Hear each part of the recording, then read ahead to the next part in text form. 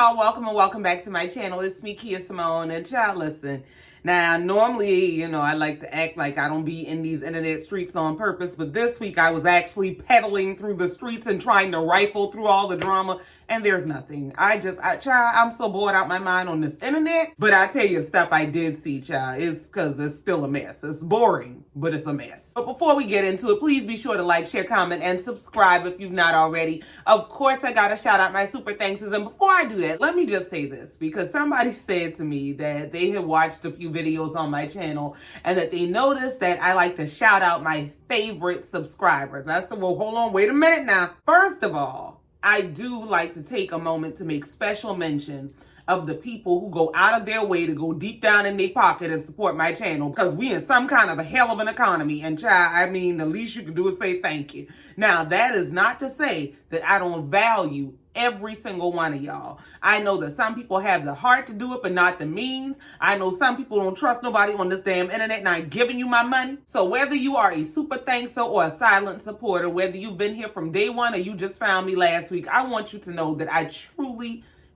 appreciate each and every one of y'all. So don't get caught up in, oh, you only be shouting out the people who give you money. I love all y'all. But if somebody was handing you some money and say, here, put this on your light bill, you might say thank you to them too. But I love all y'all. So please be sure to like, share, comment, and subscribe if you've not already. And of course, I have to shout out my super thankers. Thank you so much, and shout out to Pretty Black Girl 74, Tech Mama, Mari Stanley, Lakeisha Toussaint, Tanya Fuller, and Yvette Greer. Thank y'all. Now let's go ahead and get into it, and there ain't a whole lot to get into. Now, I see the whole rap beef going on, but quite honestly, I bowed out when J. Cole bowed out. When he said we is leaving, I said, all right, we is leaving. But apparently, Kendrick Lamar and the Avengers have taken it up to be their mission to destroy Drake's life. I don't know why. I don't know what's going on. I don't know who he done pissed off. I don't know who he owe money to or who owe him money. But they done decided they are going to drag him to the edge of his life. They're going to expose every damn thing. They around here, everything from he got secret churn that he liked to mess with churn in secret. It's just a mess. I heard all the songs. Kendrick Lamar done dropped about 3-4 songs to Drake's one. I cannot keep up. I don't know why they getting their ass whooped like this. I don't know what's going on. But honestly, for me,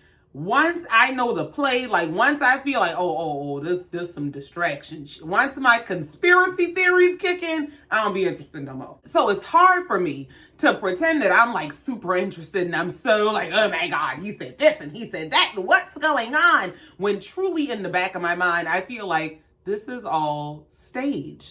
Why all of a sudden is there this level of to be exposing the man and snatching his black card back and all kinds of shit? What the fuck is going on? Now, let me be very clear. None of this is said to be in defense of Drake, because I have been saying for many, many years, long before YouTube was ever thought in my mind, that I didn't understand how Drake went from being some Canadian actor on Degrassi or whatever the hell he was on to being some American rapper who happens to talk like the people he's cosplaying all of a sudden. It's just, I say it about him. I say it about Iggy Azalea. I've been side-eyeing these motherfuckers for a long time. So I don't know what's going on all of a sudden that everybody is just snatching the masks off and we gonna expose you and tell all your business. Yeah, tell them about them secret churn and shit. It's just. And speaking of people being dragged to the edge of their career and being canceled and all kinds of shit, y'all see Brian McKnight had to cancel his show in Detroit? Yeah, you done pissed us off. One thing you ain't gonna do is take your black ass to that very black city and say, I want y'all money, after you done called your whole black bloodline a product of sin. You done lost your natural mind. I said it last week, 2 weeks ago, whenever we were talking about that crazy mother. I said he was going to be back at one, come around with them kids. And I hope this is the first of many cancellations that he experiences. Nobody should be able to treat their children the way that he treats his children. And on top of the fact that he treats them that way, he does so publicly, being a public figure. To be able to not only neglect your children, but also humiliate them, you should be the poster child for the unjust don't prosper. And speaking of humiliating your kids, did y'all see the lady that's all over the TikTok? I guess she came from that Love After Lockup show. I don't know where the hell this lady came from. But this lady got some damn boyfriend in prison that she got watching her and her children on a camera system in her house. This man be sitting in his cell, and the same way the warden is watching he is playing warden to them. And who that you got over there? What was you gonna come do? Put him out? So, because he don't have no control over his life, and he's locked up, you gonna make you and your children his subjects so that he can have some lives that he has some kind of control over. When I tell you, I am absolutely disgusted and taken aback that, hell with being a woman. Because, we do some wild shit as a woman sometimes.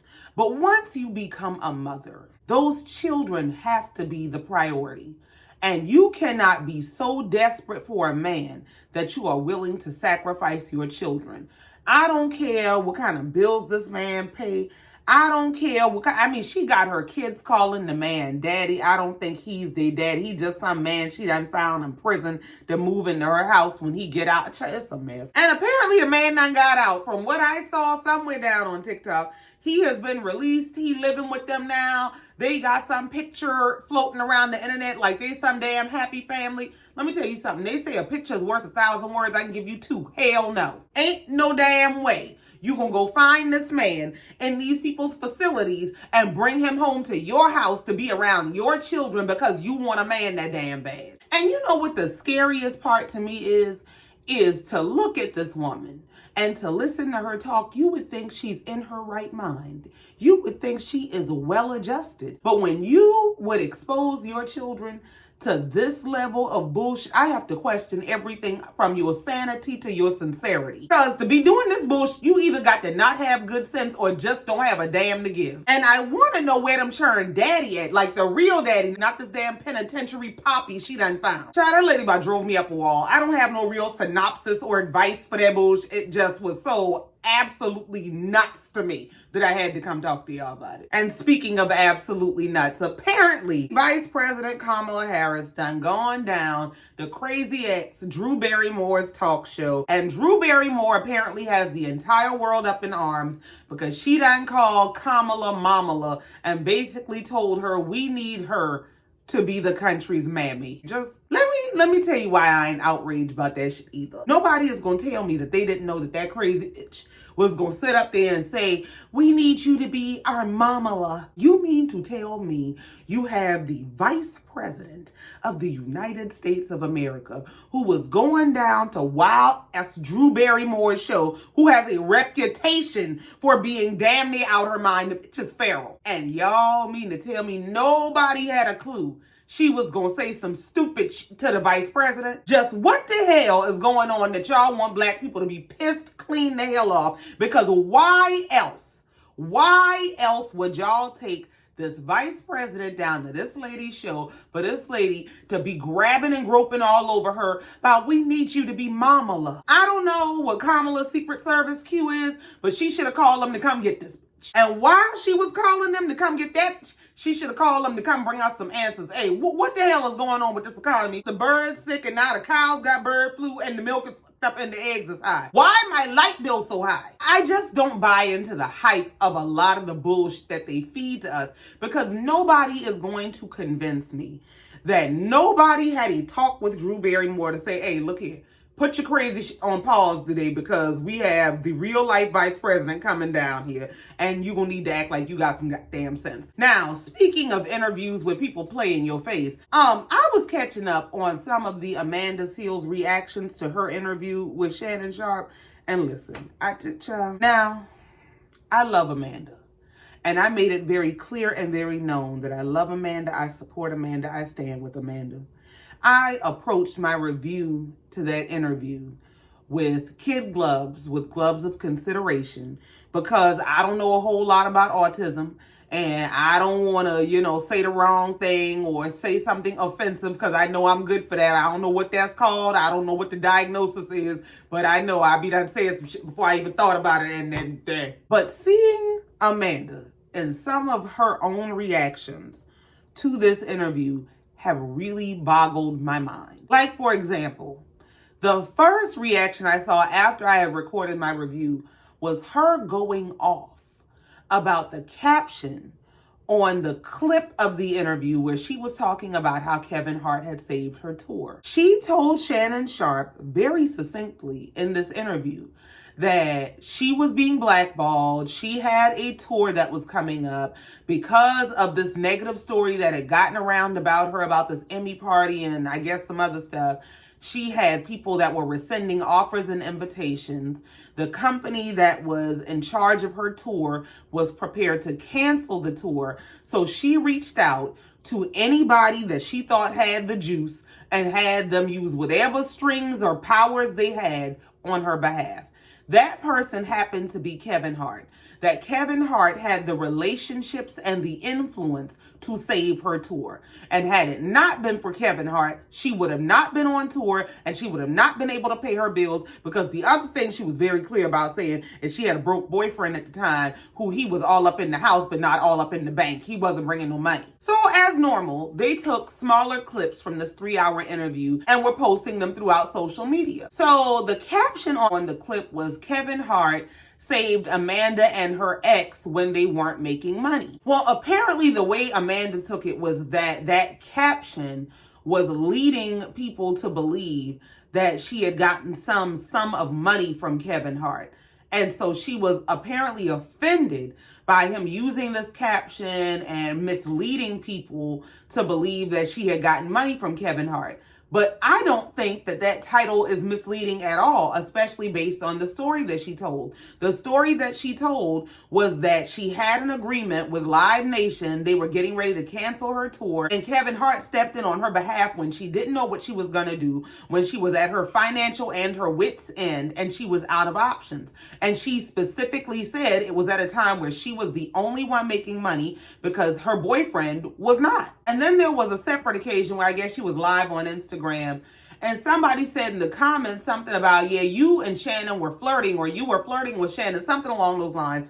And she was absolutely offended about, I was a flirt. I would never flirt. Do not insult me like that. And I'm like, well, now, I had watched the interview. I watched it all the way to the end, I believe, twice. And I mean, now I could be mistaken. Maybe I've been out the game for a minute, but I saw flirting. Maybe now, I wouldn't flirt with that mother, but it had looked like flirting during that interview. You know what I think? I think that just like there were very, very teachable moments for Shannon Sharpe in this interview, I think there were also very teachable moments for Amanda in this interview. And I think the beauty of being able to watch this interview back and actually see the interaction where you can just observe yourself, I think the beauty of that is you do get to see your own teachable moments. You get to see, well, you know what? That didn't come off quite the way I wanted it to come off. Maybe this is why people misunderstand me, because what I'm meaning to project here is this, but it's coming across as that. I think this is the perfect opportunity to take a moment and just self-reflect. And don't get me wrong, I understand her feeling away after interviewing with somebody who was clearly unprepared, who was either uninformed or uninterested enough to find out the real facts about the subject that he's interviewing. I totally get being done and disgusted. Like, you know what? You would never get me to come back to that raggedy motherfucker. I totally get it. But at the same time, I don't think it makes sense. I don't think it's fair. I don't think it's a responsible thing to do to hold somebody else accountable for captioning the story you told the way that you told it. Like, I'm just not the kind of person that's going to just not say anything or pretend I don't see certain things because I do love a person. I feel like love corrects.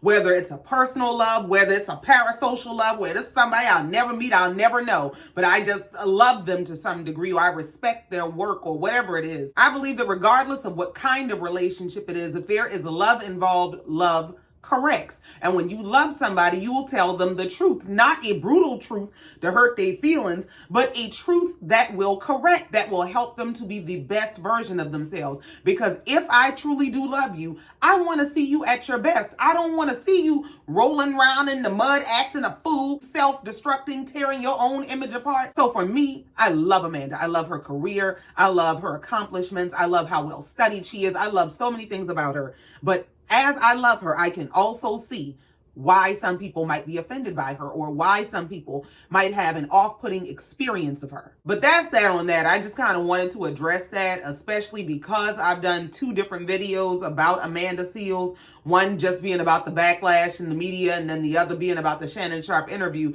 And I just kind of felt a way about the reactions I was seeing. I'm like, Amanda, what is going on? And so I wanted to speak to those things. I didn't want to just kind of leave it out there. I'm going to pretend I don't see that, because I call everybody else shit. I be up here dragging empty damn body I see with the bullshit. So I'm not going to pretend like, well, you know, I love her, so I'm just going to turn a blind eye, use a damn lie. And speaking of love and turning a blind eye, yes, I know that Love and Marriage Huntsville came back.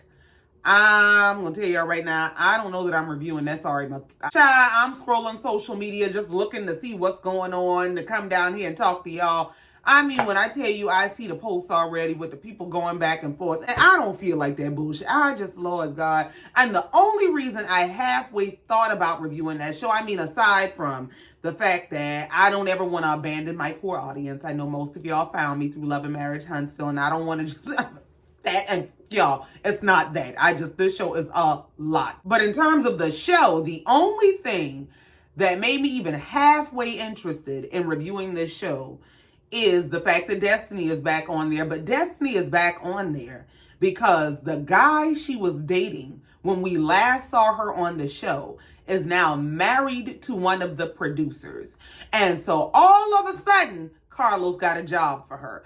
And for me, it fits right into the Carlos King brand, which is exploiting especially women and their trauma for profit. I do not imagine that there is anything redemptive that I could find about this damn producer, because I'm telling you right now, if I watch that show, I'm going in with zero respect, because what kind of person, what kind of woman do you have to be in your professional environment and say, you know what?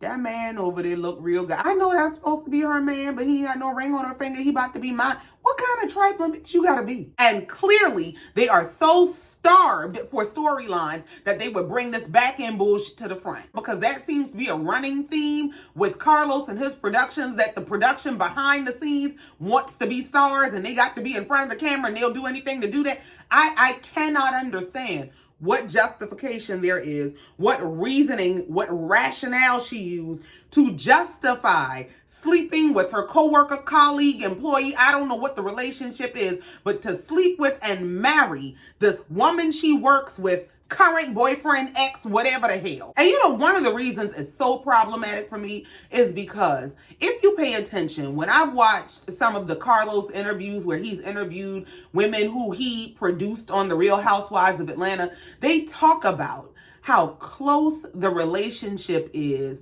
from cast member to production, that they have real relationships behind the scenes, because these people have to be all up in your life. They all up in your house, all up in your job, all up in your relationship and your bank. They just in your business. And you mean to tell me you've been all up in this woman's business doing your job and it turned into you doing her man? And I don't know what the circumstances were, so I don't give a damn if it was some shit about, well, they had broke up and him and Destiny was on again, off again. I wouldn't give a damn if she had just jumped off the man. I don't want to hear none of that bullshit. I do not understand how you could justify or be redeemed from some bullshit like this. It's already a half-ass show. It's already extremely exhausting to cover in general. The only thing you got going on is Mel and Martell having the same fights they've been having for the last 5-6 years. Them filing charges on some shit happened 2-3 years ago. And Destiny can be brought back to the show now all of a sudden because my producer is in her man. Girl, man. So low-key, I'm just not interested in reviewing it. I'm not interested in the bullshit. I'm not interested in they gonna piss me off every week because this is some trifling trashy shit here. But I love y'all and I respect y'all. So I'm gonna leave it to be an open discussion. And we can talk about it in the comments. Because I'm not saying I'm gonna do it. If y'all got some reasons or something, you can holler at me, let me know. No, I haven't watched the episode, so I don't know what's going on. All I know about is what I've read about on the internet over time, what I've read between the lines. I don't know what's going on over there. I ain't even opened the damn app to go watch that shit. But y'all, that's pretty much it, and that's all. I just was very random today. Nothing going on. I ain't Cinco de Mayo in or nothing. So I said, well, I just go down there and tell them what I did see on the internet. I don't see much of nothing going on. I'm not swept up in this Kendrick Lamar and Drake dragging, where he is dragging him straight to hell. But it's all over my damn TikTok timeline, and I'm tired of that shit. I took a break from that to come talk to y'all. So thank you so very much for listening to me and letting me get this off my chest. Please be sure to like, share, comment, and subscribe if you're not already. And in the meantime, until next time, just like every time, y'all know I love you and I mean it. Bye.